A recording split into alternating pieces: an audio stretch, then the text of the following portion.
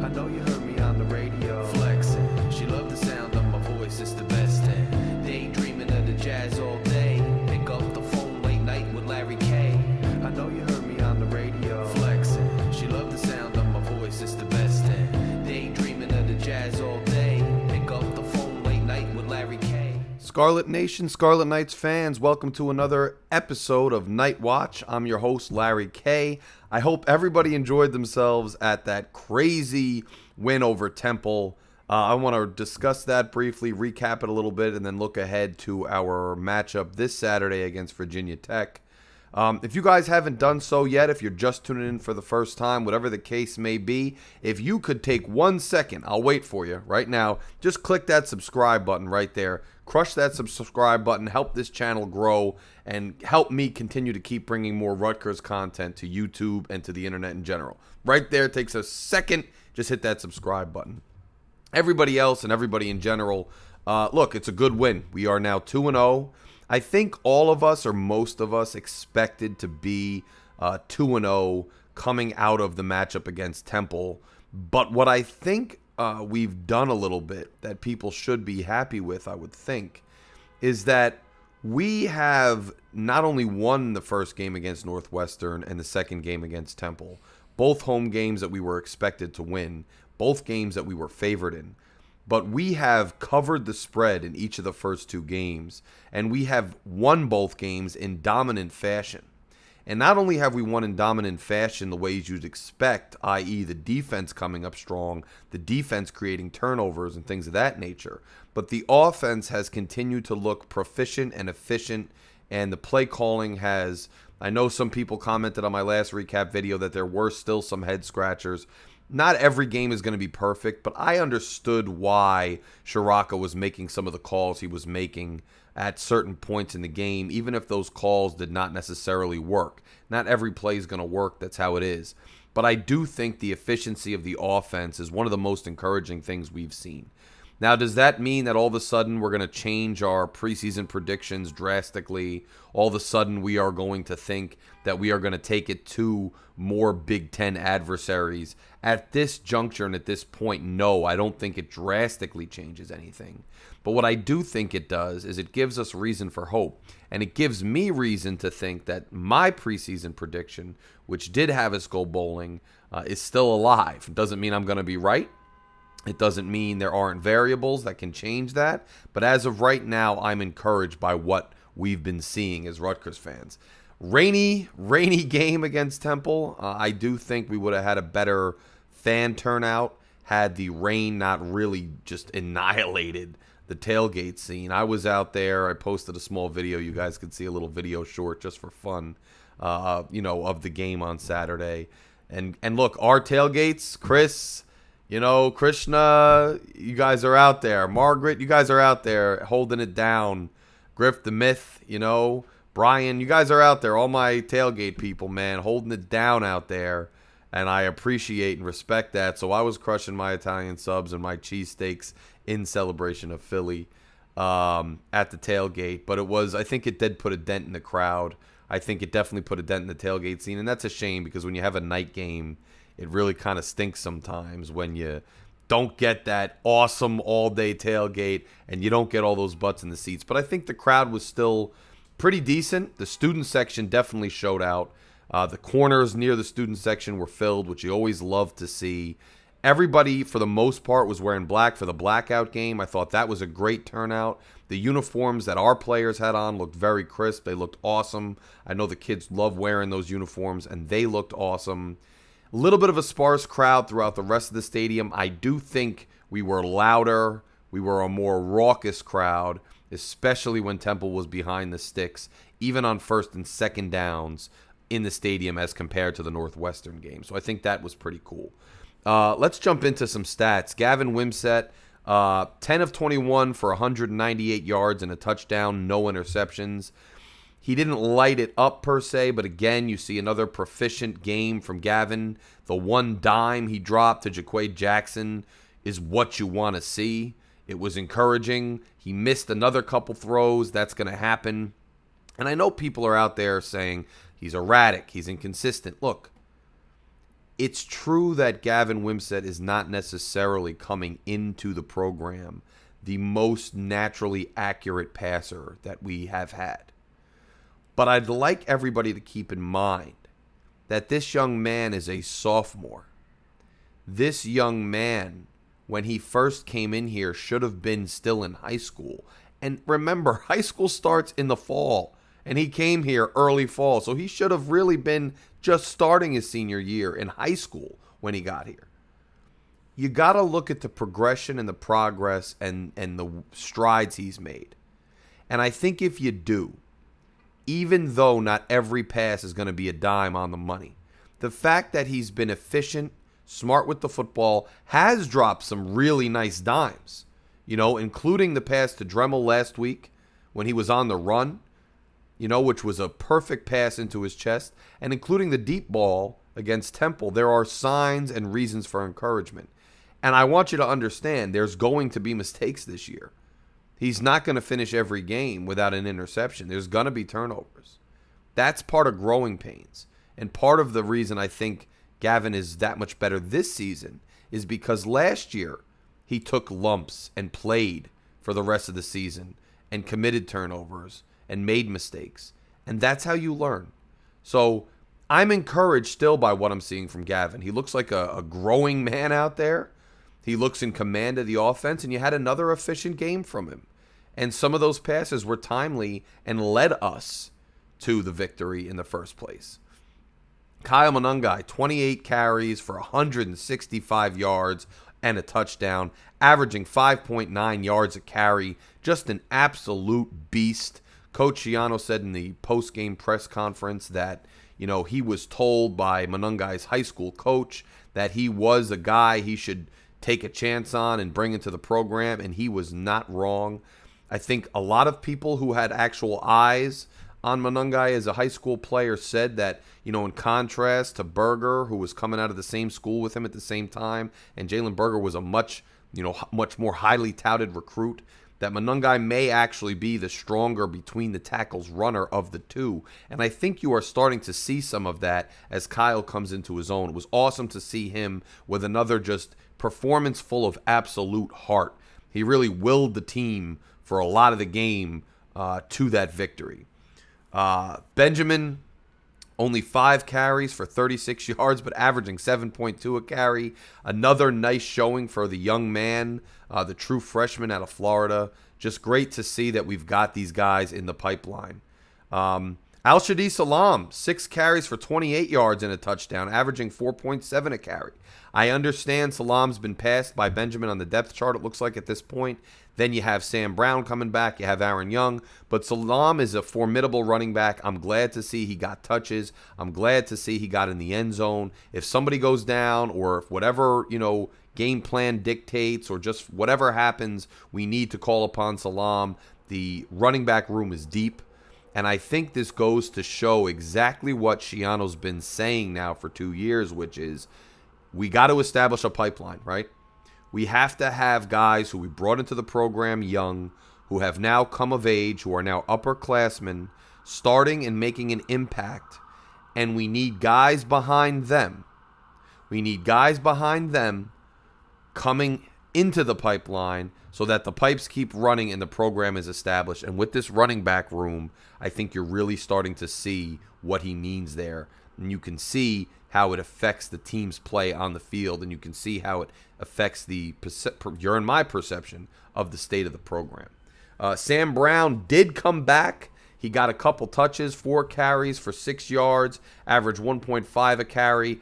Sam's still easing his way back into game shape. Coach Schiano said it wasn't cardiovascular game shape that he meant, but getting used to getting hit, getting in the groove of carrying the football. He'll get there. I was glad to see Sam get some touches.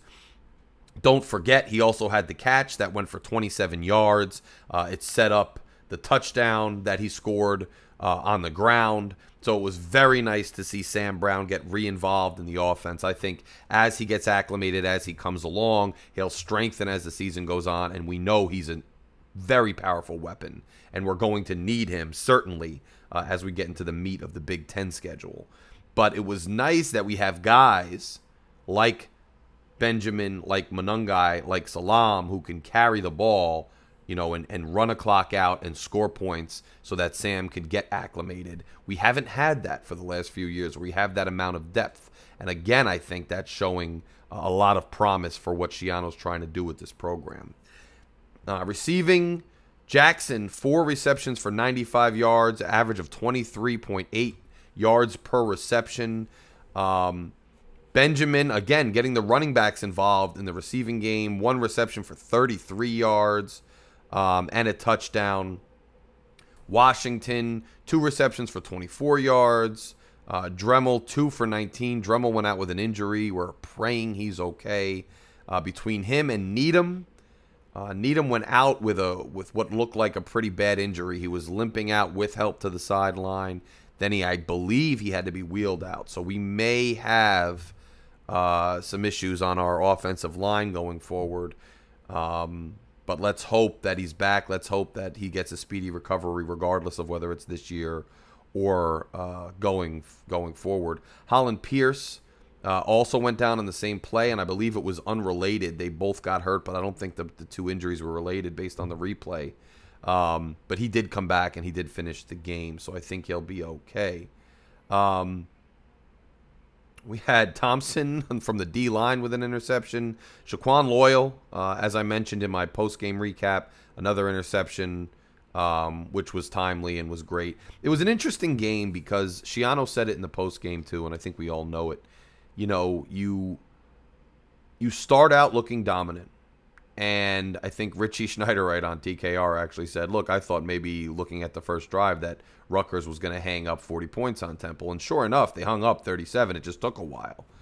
But we are seeing a change, and it goes along with this efficiency on offense. And it's the whole team, and it's complementary football. And what I think we're seeing is instead of getting on that downward slide and getting caught up in a nail biter of a game, which we would have done in previous seasons against an opponent of this caliber, the team hunkered down after that third quarter. And not only the defense tightened up, the defense created turnovers, the defense created pressure, but the offense, when Temple scored, the offense needed to answer. The offense answered and hung up a ton of points. And it didn't matter whether it was Manungai, whether it was Salam, whether it was Benjamin, whether it was Gavin completing passes. The offense answered, and the team is playing complementary football. That is a reflection of the coaching staff in its current iteration, which I think the veteran coaching and experience coaching and the coaches also melding together is helping. I think that's a reflection of, again, this depth and the resiliency of this team and this pipeline and the freshness that we're able to have because we can plug multiple players in. And it's a reflection, in addition to the coaching, of this new offensive staff and this offensive coordinator knowing what to do. But it shows some growth and maturation of this program. And I think it's very important going forward this season and beyond that we're starting to show those signs and come away decisively beating these opponents. I think it's very important, and I think it's great to see, and it's going to bode well for us as we get into a tougher part of our schedule. But I just, and the other thing is people, they want to get upset when we slow down for 2 quarters.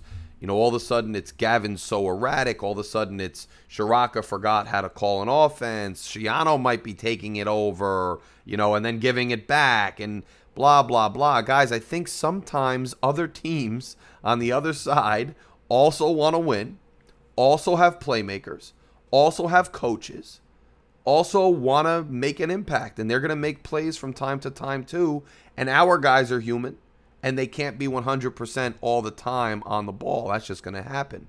So Temple was very pumped up. They were making their own noise, even though they didn't have a lot of fans compared to what I might think. Again, I think the weather put a damper on that. If you're a Temple fan, if you're coming from Philly, South Jersey, or even if you're in the North to Central Jersey area and you're a Temple alum, it's not a game you expect to win. And then it pours. It's tough to get out, and I understand that. But that sideline was making their own noise, and they wanted to win. And E.J. Warner is a good quarterback by all indications. And they had some playmakers on their team too. So, sometimes you're going to go into a slump during a game. But I think the key is that we came out of that slump. And we came out of it looking very strong, and we won another decisive game. Now let's look ahead, and let's talk about Virginia Tech. So we have a 3:30 kickoff this coming Saturday. As of right now, and this will definitely change because it's only Monday, so this always changes. But as of right now, it looks like it'll be a beautiful, fallish, late end of summery day with beautiful weather, perfect for a tailgate. As a young man, when I was in school or when I was in my 20s, I always said, hey, night games are by far the best. I love night tailgates. I love night games, and I still love night games. But if you've got noon, 3:30, and night games, I have to tell you, I think 3:30 is the ideal kickoff time. There's plenty of time to get to the tailgate, plenty of time to enjoy the fall air and to mingle and have some good food and drinks at the tailgate. But then there's plenty of time to get into the stadium. It's still daylight as the team is playing, and it's a great late afternoon activity. And when the game is over, the night's still young. So I think 3:30 is a great kickoff time. We are 2-0. And let's face it, right? This isn't like previous seasons where we're 2-0 against Wagner or some school like that. We're 2-0 against a Big Ten opponent. And Temple, who's an AAC school, who is we barely beat last year. So, we're 2-0. We still have that Wagner game coming up after Michigan, which might be a nice reprieve after Michigan. We can't look ahead to Michigan. We can't look ahead to Wagner. We have a 2-0 matchup against Virginia Tech, who's 1-1, I believe, this Saturday at 3:30. And I expect and I hope and I think that our fans are going to show up and we're going to have a good crowd this Saturday. Maybe the most full crowd we've had this season, which is saying something because the crowds from the last 2 weeks were pretty good as well. But I do think it's a big game. This is probably the biggest test we're going to have thus far.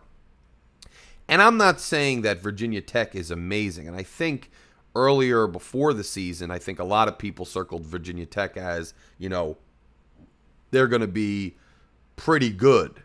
I don't know that that's true. We will see how we match up with them. Virginia Tech just dropped the game to Purdue, 24-17. Purdue won. I think VTech might have been down early, 17-0, I believe. VTech came back, tied it, but then ultimately lost to Purdue. Purdue has a loss to Fresno State, I believe, so they are 1-1. Purdue is not necessarily a great team this year. And I'm not one of those people that loves to go, well, you beat them and we beat you, so we're better than you, or they beat them and we played them this way. You can't do that. Every weekend is different. Every week is different. Every day is different. Every matchup presents its own issues and its own, challenges. So I don't care necessarily who Purdue, Virginia Tech, etc. beat, but it is something, that can come into your general consciousness to understand the nature of the opponent that we're playing. I do think we'll be favored in the game. I don't know by how much. And the one thing I will say is I think this will be the biggest test thus far for our offense, right? Our offense has come along and is definitely more efficient, proficient, and is running better. It's playing better complementary football with our defense. That goes without saying. That's obvious, right? But I think Virginia Tech is the first opponent. This is another Power 5 opponent, just like Northwestern was, but Northwestern is decidedly not very good this year. Although Northwestern did just take it to UTEP, who I believe Northwestern wasn't even favored at home against them. But, people are acting like Northwestern is the bottom of the barrel of the Division I or something. They're still a Big Ten team, and they may very well be the bottom of the barrel of the Big Ten this year. And they may very well be at the bottom of the Power 5. But they still took it to UTEP and did what they had to do. So it's not like when we crushed them, it was completely nothing to care about. So just keep it in mind. But I do think Virginia Tech is going to present the strongest challenge for our offense up to this point. I think their defense is going to be formidable, and I'm very curious to see. I'm very curious to see how we run the ball, how involved Sam Brown gets in running the ball, how much like his emerging star self that he looked like last year he shows this week against Virginia Tech, how well our offensive line, especially with the injury now to Needham, holds up in pass protection and in run blocking. Our run blocking hasn't been the absolute best, but it hasn't been bad either, especially when you have Monangai averaging what he's averaging a carry, almost 5 yards.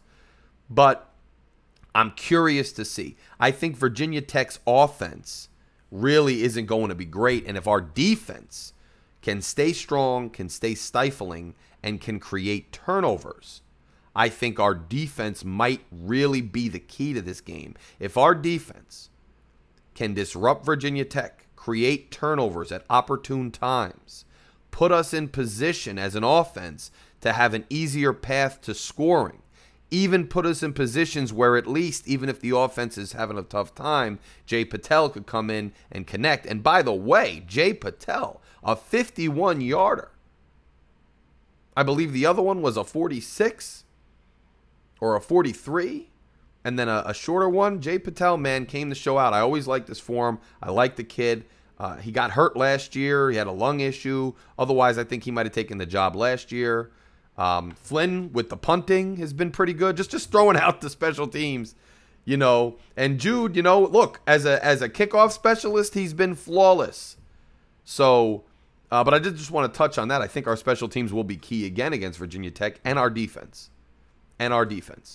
I'm curious to see what we do on defense and if we can create, you know, opportunities for our offense, because I do think this is going to be a big test for our offense and a pretty decent litmus test. You know, you're really going to have 2 litmus tests over the next 2 weeks, right? We've shown now that we can dominate competition that we're supposed to beat and that you'd like to see us dominate. That's a check, right?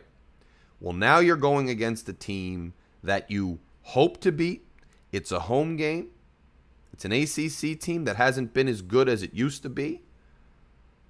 And you expect to beat them, but it's a litmus test to see where you are. A, do you beat them? Or B, do they beat you in your own house and pull an upset, which changes your perspective?